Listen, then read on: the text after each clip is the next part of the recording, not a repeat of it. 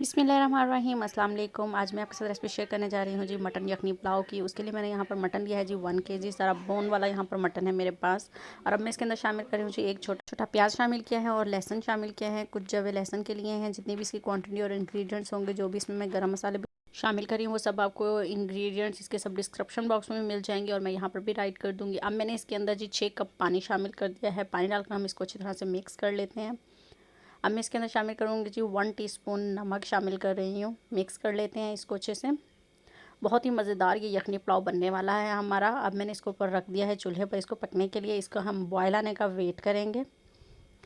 जब इसका बॉयल आने लगेगा उसके बाद हम लोग इसको कवर करेंगे जी। तो यहाँ पर देखें जी बॉयल आ चुका है। अब मैं इसको कर रही हूँ जी कवर।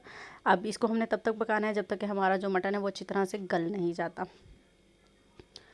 जी। तो यहाँ पर देखिए जी मटन हमारा जो है वो 1 घंटे में गल चुका है। मैंने चेक किया है। इस तरह से हम जो है बोटियाँ हैं वो अलग कर लेंगे और यखनी को हम छान कर अलग से रख लेंगे। तो चलिए अब हम पुलाव बनाना शुरू करते हैं जी। तो यहाँ पर मैंने ले लिया है जी एक पैन। उसके अंदर मैं शामिल करी हूँ जी ऑयल।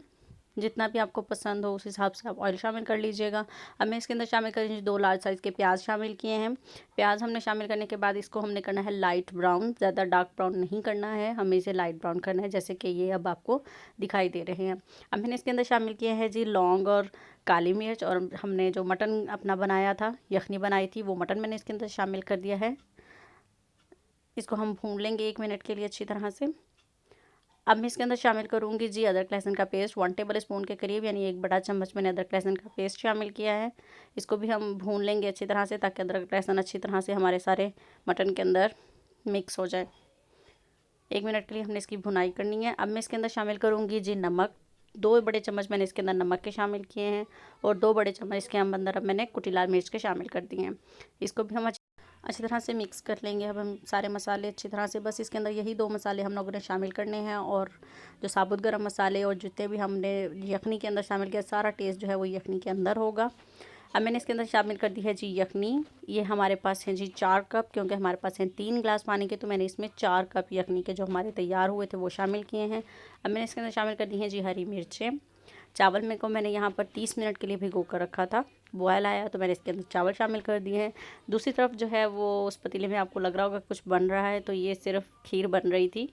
तो यखनी पुलाव हमारा यहाँ पानी जो है वो ड्राई हो चुका है। मैंने इसको 20 मिनट के लिए दम पर रख दिया है। मिलते हैं अब आपसे 20 मिनट के बाद जी। तो यहाँ देखें जी 20 मिनट हो चुके हैं। हमारी यखनी पुलाव की बहुत मज़े की खुशबू आ रही है। अब हम चेक कर लेते हैं इसको जी। तो अल्हम्दुलिल्लाह जी, ये देखिए जी हमारा जो है यखनी पुलाव जो है वो तैयार हो चुका है।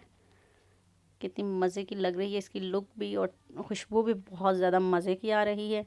तो चलिए आइए मैं अब आपको इसको डिश आउट करके दिखाती हूँ। अल्हम्दुलिल्लाह जी, ये है जी फाइनल लुक हमारी यखनी पुलाव की। उम्मीद करती हूँ आज की रेसिपी आप लोगों को ज़रूर पसंद आएगी।